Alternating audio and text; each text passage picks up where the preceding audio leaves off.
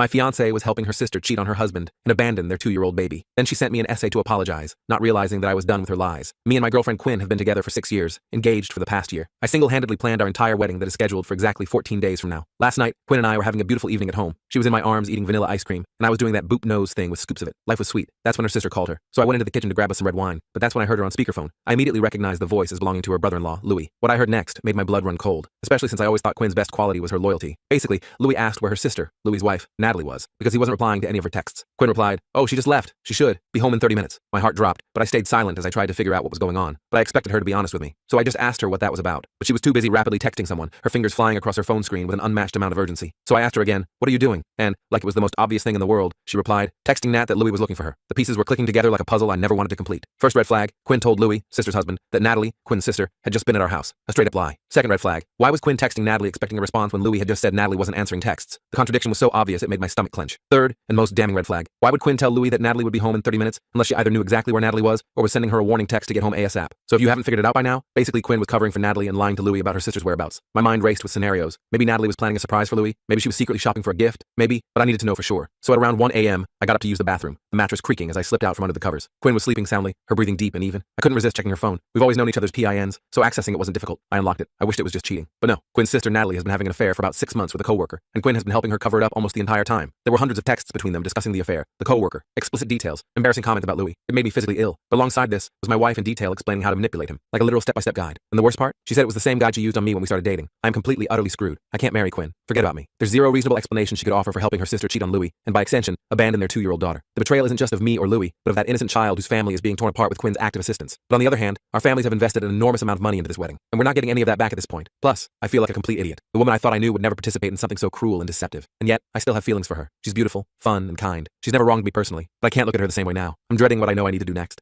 The thought of confronting her, canceling the wedding, and explaining to everyone why makes me physically nauseated. But the alternative, marrying someone capable of this level of deception, is unthinkable. Edit. To be clear, I'm not looking for reasons to stay with Quinn. The wedding is off. I'm just trying to figure out my next steps and work up the courage to follow through. The pressure from everyone's expectations is crushing, but I won't give into it. I'm furious that I'm in this situation at all. Edit 2. It's 5 a.m. I have work in 3 hours, and I've barely slept. My eyes are burning, and my head is pounding from staring at my computer screen in the dark. I'm going to shower and head into work early to avoid Quinn while I process this. Thanks to everyone being supportive, and a big middle finger to the jerk suggesting I should find some good reason my soon-to-be ex-fiancé had for this behavior. There's no excuse for actively helping someone destroy their family. Edit 3. I got to work around 7 a.m. when the office was empty, and decided to start pulling off the band-aid. I called my brother CK, who lives in Australia. It was tough breaking the news because I know he spent a fortune on flights for his family to attend the wedding. The connection crackled a bit as I explained the situation, my voice breaking occasionally despite my best efforts to keep it steady. But like a good brother, he didn't mention the money once, and just supported me completely. He made a great point. You work in a job where you deal with liars and scammers every day. I don't blame you for wanting your home life to be free from that. He's absolutely right, and that's why I'm reacting so strongly to Quinn's participation in this deception. My whole career is built around spotting fraud and dishonesty. How could I possibly come home to it every day? CK suggested a solution for part of the fallout. He was planning to take his family to Florida after the wedding for some vacation time, and we were going to honeymoon there and meet up with them briefly. Now I'll just rebook everything to stay closer to him and his family throughout the trip, offering Quinn's ticket to my sister or another family member. It's not perfect, but at least it's something salvageable from this mess. I haven't had time to read all comments, but I've answered a few. Right now, I'm just making myself sick drinking cup after cup of coffee while trying to distract myself until it's late enough to contact Louis. The caffeine isn't helping my jittery nerves, but I need something to keep me alert through this nightmare. Edit 4. Just finished my morning meeting. My stomach is doing somersaults from all the coffee, and I can't focus on anything. The words on my computer screen might as well be written in hieroglyphics for all I'm able to comprehend right now. I feel like I can't move forward until I tell Louis what I know, so I'm taking a sick day to drive to his house. He's a teacher on break right now, and Natalie works 9 to 5 like me, so the timing should work. My hands were shaking as I emailed my boss, but once I hit send, a strange calm came over me. At least I'm doing something instead of just stewing in anxiety. Edit 5. I got to Louis' house around 10 a.m. The neighborhood was quiet, with only the occasional dog barking in the distance. He had just put his daughter down for a nap, and we had a long, brutal conversation in his kitchen. The cheerful yellow walls and family photos on the refrigerator made the content of our discussion seem even more out of place. Turns out he suspected the affair for a couple of months, but Natalie has been covering her tracks well, with Quinn's help and support from some mutual friends. I don't have the entire 6 months of text messages, just the screenshots I sent myself, but I shared what I had and offered to help however I could. For context, I'm a field analyst in the special investigation unit of a mid-sized insurance company, specializing in workers' compensation fraud. I know a few things about investigations and have some useful contacts. Watching Louis' face as he scrolled through the messages was heartbreaking, his expression cycling through shock, disgust, and finally a resigned sort of acceptance that suggested he'd suspected this all along. I'm now working from my laptop at Louis' kitchen table, trying to salvage what I can of the situation. I'll have to talk to Quinn tonight and start spreading the word to friends and family, now that I know I won't be blindsiding Louis with this information. So far, I've rebooked most of the honeymoon, although I had issues with Quinn's ticket because she was flying under her maiden name. The airline allowed me to cancel for a partial refund, and I rebooked for my sister who will join her brothers and nieces in Florida in a couple of weeks. The customer service agent sounded sympathetic when I explained I was canceling a honeymoon, but I'm sure she's heard every excuse in the book. I'm holding off on canceling the venues until after I talk to Quinn, as I don't want to tip anyone off until Louis has a chance to confront Natalie. But I'll be letting my family and friends know this afternoon and asking them to keep it quiet for now. The thought of making all these calls makes my chest tighten, but it needs to be done. I'm in full crisis mode, canceling what I can and heading to the bank soon to open a new account and sort out my bills, pay. The financial entanglement feels like a chain around my ankle, but I'll deal with it step by step. As for finances, the mortgage is in my name since Quinn and I weren't married yet, but she contributed about $20,000 to the $60,000 down payment. I'll probably have to pay her back that money plus a portion of the mortgage payments for the past 16 months, but it could be worse. At least we don't have children to consider in this mess. Update. It's about 8:30 p.m. now, and I'm riding from my buddy Moose's house. He's a former coworker who works in the same field as me. His place is sparsely furnished but comfortable, the kind of bachelor pad that suggests he spends most of his time working rather than decorating. Earlier, Louis asked for my help finding out who Natalie was cheating with. All we had was a first name. Let's call him Corey. Strangely, I couldn't find him through Natalie's LinkedIn connections, which seemed odd for a workplace affair. Her profile showed dozens of connections, but no one named Corey jumped out at me. Louis mentioned that Natalie was supposedly going for after-work drinks tonight and wouldn't be home until 9 to 10 p.m. He didn't have to spell out his suspicions. I told him I'd help, but that he needed to come with me, and I contacted my buddy Moose to meet us later. I figured having a third person who wasn't emotionally involved would be helpful, especially someone with Moose's investigative experience. First, we dropped Louis' daughter at his parents' house. She was sleepy and confused, clutching her stuffed elephant as Louis explained she was having an impromptu sleepover with Grandma and Grandpa. Then we went to Natalie's workplace, one of those commercial strip malls with nondescript offices and a large parking lot. We found Natalie's car, and Louis used his spare key to unlock it so we could place a voice-activated recorder and GPS tracker inside. I felt a little dirty doing this, but my loyalty was to Louis in this situation. We parked down the street and waited for Moose to arrive. About 20 minutes later, he joined us in the car, bringing coffee and sandwiches that none of us had much appetite for. An hour after that, Natalie emerged from her office with 2 female coworkers and a tall, younger guy with sandy blonde hair. They were openly holding hands. She wasn't even trying to hide it. I took several photos from the car, then waited for Natalie to leave in her car before following her, keeping a discreet distance to avoid detection. She drove to a nice bar and grill in an upscale area. I drove past her as she was entering the establishment, found a parking spot, and went over the plan with Louis and Moose. The parking lot lights cast long shadows across our faces as we discussed our next steps. We sent Moose in first, since no one would recognize him. His job was to get compromising photos and to be my alibi. Louis and I waited in the car for about 20 minutes until I started receiving texts from Moose. Photos of Natalie and the guy making out in front of their female coworkers, her hand on his thigh, his arm wrapped possessively around her shoulder. Louis was devastated to confirm that his suspicions were correct and that these coworkers were helping Natalie hide the affair. His hands trembled as he handed my phone back to me, and he stared out the window in silence for several long minutes. Louis wanted to know who the guy was, so despite my suggestion that we could find out later, I entered the bar. The music was loud, the lighting dim, and the place was crowded with after-work patrons. I pretended to be surprised seeing Natalie and called out to her from a few tables away. She was shocked to see me, her smile freezing on her face, and everyone at her table tensed up immediately, like children caught with their hands in the cookie jar. Natalie quickly introduced me as her sister's fiance, mentioning we were getting married in 2 weeks. After accepting their congratulations, I extended my hand to the blonde guy, introducing myself with my full name, hoping he'd reciprocate. He did, but surprisingly, his name wasn't Corey. I committed his name to memory as I smiled and made small talk. I introduced myself to everyone else, then excused myself, saying I was there to meet a coworker. I joined Moose, and we immediately started investigating the guy online. It didn't take long to find him. He had social media profiles and court judgments against him. Everything fell into place when we discovered Corey was his middle name. The puzzle pieces were clicking together, but the picture they revealed was increasingly ugly. The kicker? This guy is 26, married, and has a 1-year-old daughter. The situation just kept getting worse, layers of deception piling on top of each other like a twisted game of Jenga. I texted Louis the guy's real name and decided to push my luck a bit further. I instructed Louis to wait a few more minutes while I essentially played babysitter at the bar. My presence was clearly ruining their evening, which was exactly what I wanted. I could see Natalie glancing nervously in my direction every few minutes, her animated conversation with her friends now forced and stilted. After about 10 minutes, I told Louis to text Natalie that he was spending the night at his parents with their daughter. Soon after, I saw Natalie check her phone, show it to Corey, and then everyone decided to leave. Natalie came over, said goodnight, and asked if Quinn and I wanted to come for dinner that weekend. I smiled and said that sounded great, wishing her and her coworkers a good night. My acting deserved an Oscar, given how much I wanted to tell her exactly what I thought of her behavior. Moose and I waited for them to leave, paid our bill, and hurried back to Louis. We weren't sure where Natalie was headed, but she drove straight home. We followed at a distance and parked down the street. Shortly after, another car pulled into Louis' driveway, and we watched Corey get out, knock on the door, and be greeted by Natalie before they went inside together. The front porch light cast their silhouettes in sharp relief as they embraced in the doorway. By this point, it was about 7:30 p.m., and I had my own issues to deal with. I'd done all I could for Louis as a friend, and being present for his confrontation with Natalie seemed excessive given my own situation. Louis agreed to handle the rest himself. He retrieved my recording equipment from Natalie's car, and we said goodbye. His face was set in grim determination as he walked toward his house, looking like a man heading into battle. That was almost 2 hours ago. I received one text from Louis saying it was done, and that he was heading to his parents' house, but my phone hasn't been blowing up, so I don't know what happened with Natalie. I've been at Moose's since then, pacing his living room and trying to figure out my next move. My priority now is to go home and tell Quinn the wedding is off. She's definitely going to take it badly, but as I've said, I simply cannot marry her right now. I don't know what the future holds for us, or if we'll be completely done, but we're certainly not getting married anytime soon. For those asking why I didn't talk to Quinn first or confront her immediately,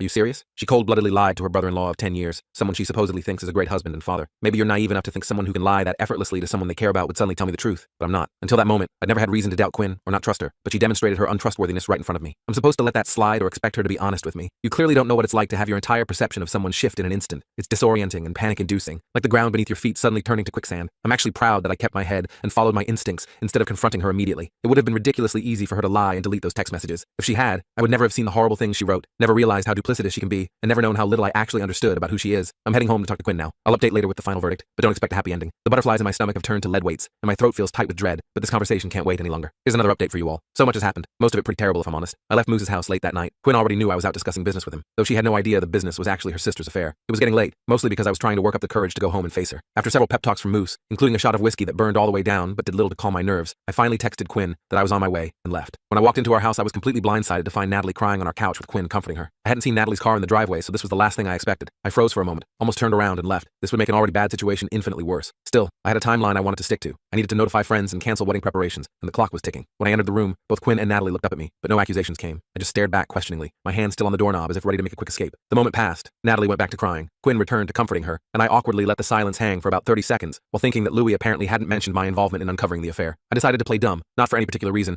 except to see how Quinn would react. I sat in a recliner, put down my laptop bag, and pretended to fidget with my phone before asking what was going on. The ticking of the wall clock seemed unnaturally loud in the tense silence. Natalie just continued crying, her mascara leaving dark tracks down her cheeks, but Quinn looked at me and said, "Louis is divorcing Nat." I pushed forward with the obvious question, "What for?" My voice sounded strained even to my own ears. Quinn stopped patting Natalie's back and gave me this strange look, like a child being told to eat vegetables they hate. Natalie shot Quinn a look that spoke volumes, and after a pregnant pause, Quinn finally said, "She cheated on him." This response floored me. It wasn't what I expected at all. Yes, the cat was out of the bag, but she could have feigned ignorance or worded it differently, like Louis accused Nat of cheating. Instead, she confirmed it outright, no hedging or minimizing. Natalie wasn't happy about this. She seemed to crumple into the couch, making a strange combination of a sigh and sob. I wanted to press further, but must have stammered a bit, which Quinn likely interpreted as shock, and she would have been right, just not in the way she assumed. "Did you know?" I asked. Quinn didn't speak, just nodded while continuing to rub her sister's shoulder, her eyes never meeting mine. I didn't hesitate with the follow-up. "How long?" The answer came more easily than I expected. 6 months. I was shocked by her casual admission. Natalie was shocked too. She smacked Quinn's hand away like it was a hot iron on her skin. Even Quinn seemed startled at her own candor, her eyes widening slightly as if she couldn't believe what she just said. I leaned back in the recliner and rubbed my face, feeling the stubble I hadn't bothered to shave that morning. Time to rip off the entire band-aid. "We're not getting married." Both sisters stared at me in stunned silence before simultaneously asking, "What?" The synchronized reaction would have been comical in any other situation. I stood up and repeated myself, "We're not getting married. I can't marry someone who would cover up adultery, especially for 6 months." Quinn jumped off the couch and opened her arms in disbelief. I just put my hands up defensively, feeling like I needed a physical barrier between us. "I'm serious. I don't like this at all. I don't like that you participated in this, and I can't marry you feeling the way I do. It would be a mistake." My voice grew firmer with each word, as if trying to convince myself as much as her. The waterworks started immediately. Even Natalie's mouth dropped open in shock. Quinn wailed, accused me of not loving her, appealed to my sense of duty, mentioned the lost money, the inconvenience to our friends, the embarrassment, all things I'd already considered, but it hit differently hearing them through her sobs, each word like a knife twisting in my gut. Then I made a big mistake. To convince Quinn of the finality of my decision, I blurted out, "Look, I already canceled the honeymoon. It's not happening." I knew it was a bomb the second it left my mouth. Natalie, always quick-witted, immediately connected my statement with my appearance at the bar earlier. "You son of a bitch!" she screamed, lunging across the room at me, her face contorted with rage. I'm not a small guy, but the force of Natalie's attack had me staggering backward. I barely got my hands up before she started clawing at my face with her fingernails. I nearly dropped my phone but managed to push her away, shouting, "Natalie, get off me!" "Quinn, control your sister." Natalie tried to lunge again, but surprisingly, Quinn did exactly as I asked, wrapping her arms around Natalie's waist and holding her back. The coffee table between us acted as a barrier, but Natalie was still straining against Quinn's grip, her eyes wild with fury. I pointed at Natalie and yelled, "Get out right now or I'm calling the police!" holding up my phone for emphasis. My heart was pounding so hard I could feel it in my throat. Quinn begged us both to calm down. "OP, she doesn't have anywhere to go right now. Louis took her car keys." Her voice was shrill with panic as she struggled to maintain her hold on Natalie. That explained the absence of her car, but I didn't care. I was completely done with Natalie and wanted her to know it. I marched to my home office, locked the door, and called the police. I told them I'd been attacked by my fiance's sister and had locked myself in my office, that I was bleeding from my face. Natalie had scratched me pretty badly near my left eye. My vision was blurry, and I feared for my safety. I even claimed to have recorded the entire altercation, an embellishment I felt was justified given the circumstances. As I finished the call, Quinn started knocking on the door. "OP, please come out. We need to talk about this. And please, I love you. Don't do this." And even Natalie is sorry and wants to apologize. I'm pretty sure that last one was a lie, but Quinn was clearly panicking. I ignored her, and her attempts to coax me out ended when the police arrived at our front door. Their arrival announced by the sharp, authoritative knocking that echoed through the house. I heard Quinn talking to them and decided to come out. There were 2 male officers, one younger, maybe Quinn's age, with a fresh-faced earnestness, and an older one who looked generally annoyed with life, like he'd seen this scenario play out dozens of times before. I introduced myself, pointed at Natalie, stated she had attacked me, and offered to show them the recording I claimed to have. The younger officer asked if I wanted to press charges. I said yes. He asked again, and I repeated myself more firmly, feeling my patience wearing thin. When he seemed about to ask a third time, I snapped, "Yes, damn it, I want to press charges. I have video evidence and this is going to court, or I'm calling your supervisor to come handle it himself." They seemed surprised that I knew who their boss was. But in my line of work, I interfaced with local law enforcement regularly. The scratches on my face were stinging, and I could feel a trickle of blood near my eye, reinforcing my determination. I was getting seriously agitated, and while I understood what these officers were thinking, I completely disagreed. The facts were clear. Natalie had assaulted me in my own home, and I wanted her gone. Thankfully, they didn't escalate the situation further. They handcuffed Natalie and put her in the patrol car while she screamed and cried hysterically. Quinn wasn't much better, repeatedly murmuring, "No, please, no," through her tears, her makeup smudged and her hair disheveled from the struggle with her sister. The younger officer came back and asked if everything else was okay. I told him I was going to bed. He asked Quinn the same question, and when she didn't immediately answer, he repeated with more emphasis, "Is everything okay here, ma'am?" It was obvious what he was fishing for, his hand hovering near his belt, as if ready to reach for his handcuffs again. By this point, I really disliked this guy, but I bit my tongue. Quinn finally realized he was addressing her and nodded, wiping her tears with the back of her hand. Clearly unsatisfied, he started to ask again, and I interjected, "If you want to go fishing, you might want to do it on the lawn where my doorbell camera isn't recording you." I'd probably pushed my luck one too many times with this officer,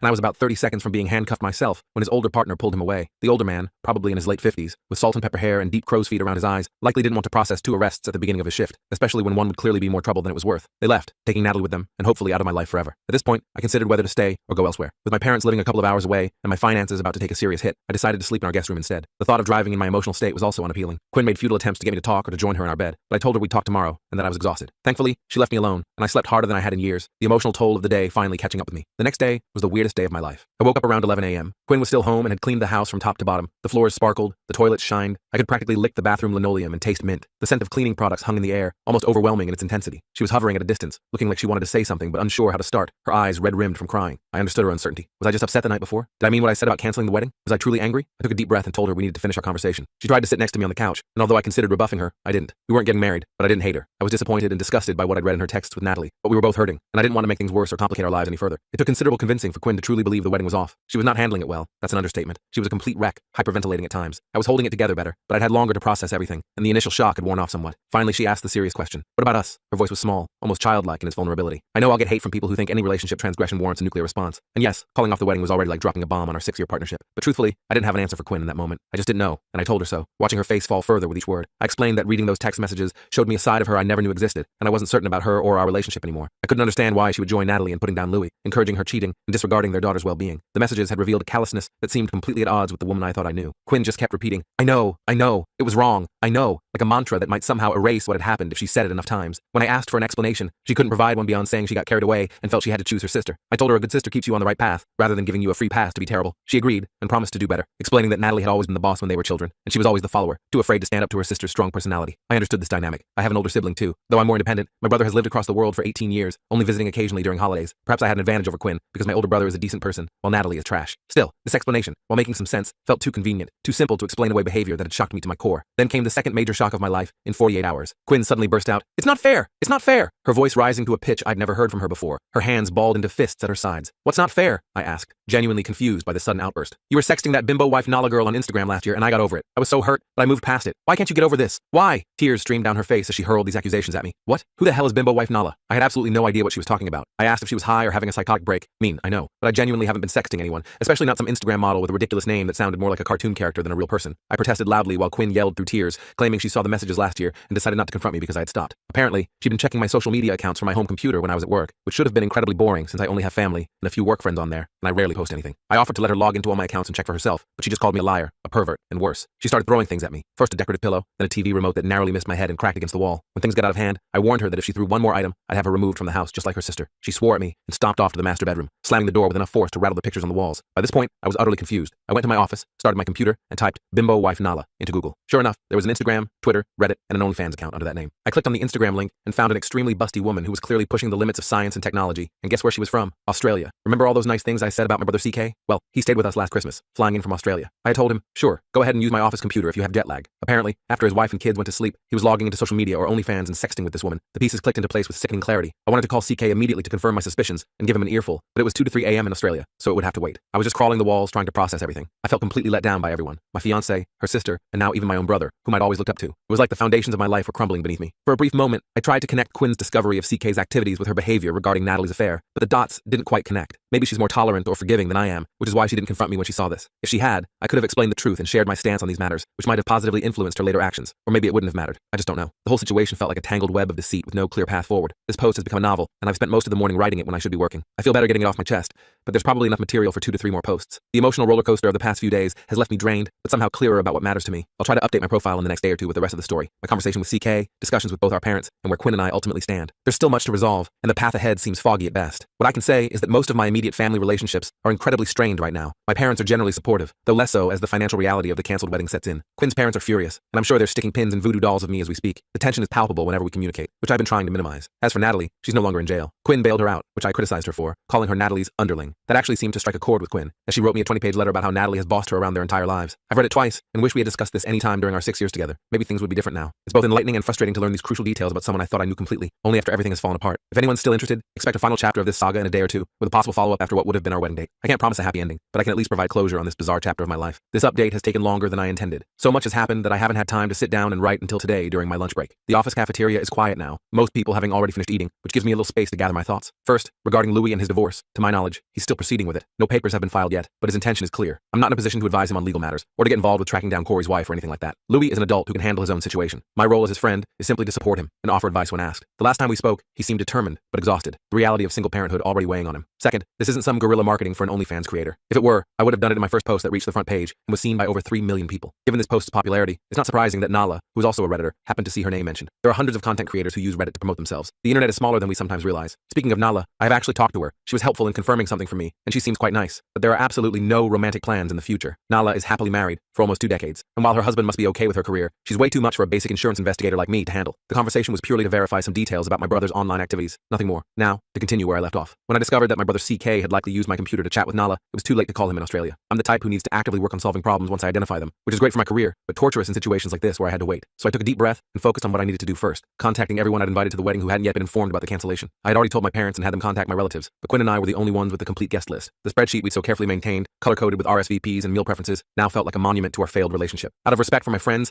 I decided to call rather than text, which may have been a mistake since each call turned into a lengthy explanation of why I was canceling. I could have given some vague excuse, but I wanted people to know I wasn't being frivolous or just getting cold feet. I felt I owed them the truth out of respect for their willingness to support Quinn and me as a couple. Each call left me more emotionally drained than the last, having to relive the betrayal each time I explained it. Because of this, it wasn't until late evening that I finished contacting everyone, which meant it was now morning in Australia. I took a break to make a sandwich and noticed Quinn wasn't home. I had no idea when she left, the house eerily quiet without her presence. As I ate, I thought about how to handle the situation with CK. Despite the age gap, we've always been close. He was like a third parent to me growing up, generous with his time, playing with his little brother when most teenagers would have avoided it, and always seeming mature and wise to me. I respected him enormously, looking to him for guidance in many aspects of my life. The idea that he had been sexting another woman while his wife and kids slept, using my computer in my house, was something I was still processing. I needed to talk to him about it, but given the state of my relationship with Quinn, I wasn't sure if clearing my name was even worthwhile anymore. Was there anything left to salvage? The Quinn I thought I knew seemed to be fading with each new revelation. Still, I needed to confront him, at minimum to get him to stop this behavior. Whether I would tell his wife depended on what he told me, and if I believed him. The last thing I wanted was to destroy another relationship, especially one with children involved. But I couldn't ignore what I discovered. After finishing my meal, I video called CK on Facebook. He works remotely in IT and is usually available during his daytime hours. He answered almost immediately, his familiar face appearing on my screen, looking relaxed and casual in a t-shirt I'd given him years ago. After exchanging pleasantries, I dove right in and asked if he'd been using my computer to sext women online during his visit. CK's face froze, and he leaned out of frame, obviously closing his office door with a soft click that was audible even through the connection. "Yeah, I did. Why?" he replied, his expression a mixture of embarrassment and defiance. I swore under my breath and explained how Quinn had thought his flirting was me since he used my computer. I told him I wasn't happy to take the fall for him, and asked point blank if his wife Temp knew about this. My heart was pounding as I waited for his response, dreading whatever was coming next. He stumbled over his words before sheepishly admitting that no, Temp didn't know, and he'd prefer to keep it that way. He explained that their relationship had been rough since their youngest was born 4 years ago, especially in the bedroom. CK had always been private about intimate details with me, but this time he opened up completely, perhaps sensing that my own relationship crisis had created a rare moment of vulnerability between us. Things had been bad, he said. He was tired of being rejected. Temp was always exhausted no matter how much he helped around the house. Eventually, this led to performance anxiety during the rare occasions when Temp felt up for intimacy, and things spiraled from there, creating a negative feedback loop that seemed impossible to break. "There's no amount of socks picked up, laundry folded, dishes washed, or time spent with the kids that would get me laid," he said, adding air quotes around working when describing how he spent evenings in his office. This work had turned into a serious OnlyFans addiction, which, given his privacy, quickly got out of control. The shame was evident in his voice as he confessed, his eyes unable to meet mine through the screen. When I asked if he was still doing it, he swore he wasn't. He seemed sincere, but something felt off, maybe because of all the recent deception I'd encountered. I was doubting my own brother, who had been a stand-up guy our entire lives together. I hated being in this position, feeling like I couldn't trust anyone anymore. The situation was complex. If I wanted to clear my name with Quinn, I needed CK to admit it was him all along. But if he did, there was no guarantee Quinn wouldn't spitefully tell Temp. Well, I thought Temp should know. I wasn't sure if I was comfortable potentially destroying my brother's marriage over something in a moral gray area, especially when he claimed he'd stopped. The potential collateral damage to my nieces was also weighing heavily on my mind. I urged him to tell Temp and get into marriage counseling. He said they'd been going for 6 months, and while it was helpful, what really made a difference was getting a prescription for generic Viagra. I actually did a spit take at that, spraying water all over my screen and temporarily shorting out my microphone. He explained that they now made sure to have intimate time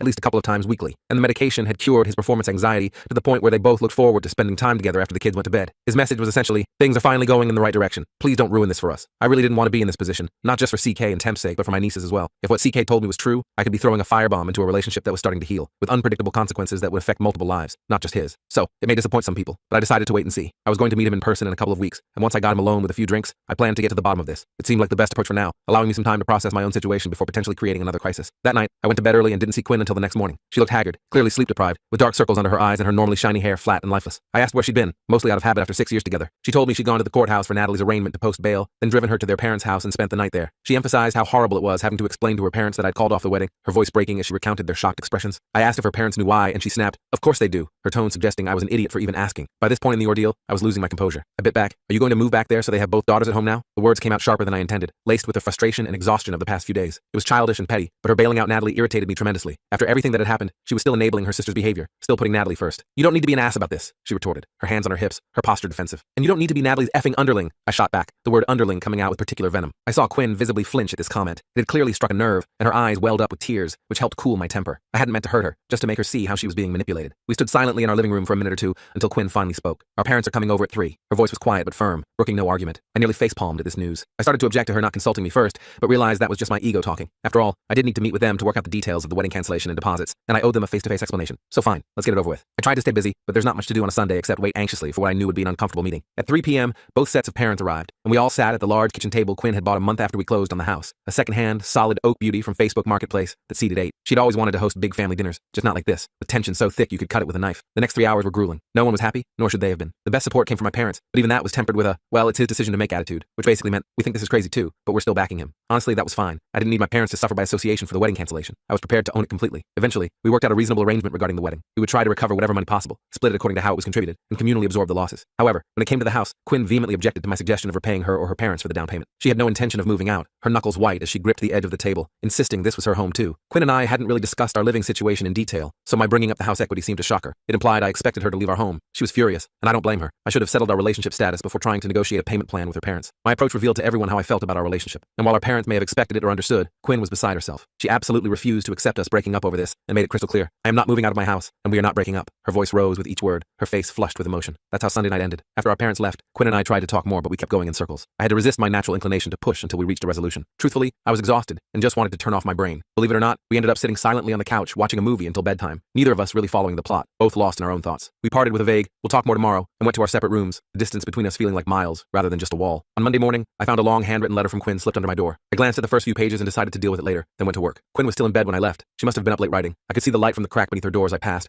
but I didn't knock, needing some space to clear my head. At the office, I rescheduled some meetings and started calling venues and vendors. The results were mixed. The caterers insisted I pay most of their fees, claiming they had ordered the food already. I argued that they couldn't expect me to eat week-old steak, but they wouldn't budge. The catering manager seemed determined to extract as much money as possible, her voice dripping with fake sympathy that made my skin crawl. Conversely, the DJ was incredibly kind and refunded almost everything, even offering recommendations for future events when the time is right. The variance in human decency never ceases to amaze me. Throughout the day, between calls and work, I read Quinn's letter. Since it was 20 pages long, I'll summarize. Since childhood, Quinn has been bullied by Natalie, and her coping mechanism was to go along with whatever Natalie wanted or wanted to hear. This pattern became her general operating principle. She feared rocking the boat, causing problems, or even voicing opinions. Years of this treatment had left deep scars that affected how she related to everyone in her life, not just Natalie. Reflecting on this, I realized that Quinn had been almost too perfect as a girlfriend. She never disagreed with me, never prioritized her plans over mine, never strongly advocated against anything I wanted to do. She went out of her way to appear useful, and generally acted like a yes woman in our relationship. We never even had a minor disagreement in 6 years until now. It was as if she had been so afraid of conflict that she'd suppressed her own needs and desires to keep the peace. This sounds ideal, until it's not. I couldn't shake the feeling that Quinn has deep-seated insecurity and a compulsive need to please others. Looking at it this way, I realized that despite being with Quinn for 6 years, I don't actually know her very well. She's created an image around herself that's really just a mirror, reflecting what she thinks people want to see. In our relationship, she's played the role of the perfect girlfriend without letting me see who she truly is. I can't even say that what I saw in those text messages represents the real Quinn. It's likely just another reflection, this time of Natalie with all her flaws. When with Natalie, Quinn becomes a version of herself that mirrors her sister's worst traits, perhaps hoping to gain approval or avoid confrontation. It may sound strange, but our relationship feels unequal. Perhaps she loves me for who I am, for how transparent I am with my thoughts and feelings, but maybe I only love her for the mirror she holds up to my face. It's a wispy, elusive concept I'm still trying to grasp. Do I even know the real Quinn? Has she ever allowed herself to be truly known by anyone? All I know is that in the last few days, I've learned more about Quinn than in the previous 6 years. Her letter gave me the first real glimpse into her childhood and the forces that shaped her into the person she is today. The vulnerability in her handwritten words felt more authentic than anything I'd experienced with her before. That night, we talked more about this, her childhood, her behavior patterns. We concluded that she needs help. She's a grown woman stuck acting like a child, too afraid to displease anyone for fear of facing her sister's wrath, her parents' disapproval, or losing love from those she cares about. She agreed to look into therapy, acknowledging that this pattern had damaged not just our relationship, but her entire life. This is no way to have a relationship, and I feel more confident than ever that calling off the wedding was the right decision. In fact, it couldn't have been more correct. We need time to figure out who we are individually before we can decide what we might be together. That night, after our talk, I went to bed with much less anxiety than I'd felt in days. There were still enormous challenges ahead, but at least now I felt like I was facing them with open eyes. If you've made it this far through this wild journey, thanks for listening. As crazy as all this has been, I'm starting to find clarity in the chaos. I'm not sure what the future holds for Quinn and me, but for now, I know I've made the right call, even if it was the hardest decision of my life. Sometimes the most painful choices are the ones that lead to the most growth. I just hope we both emerge stronger from this crucible, whether together or apart.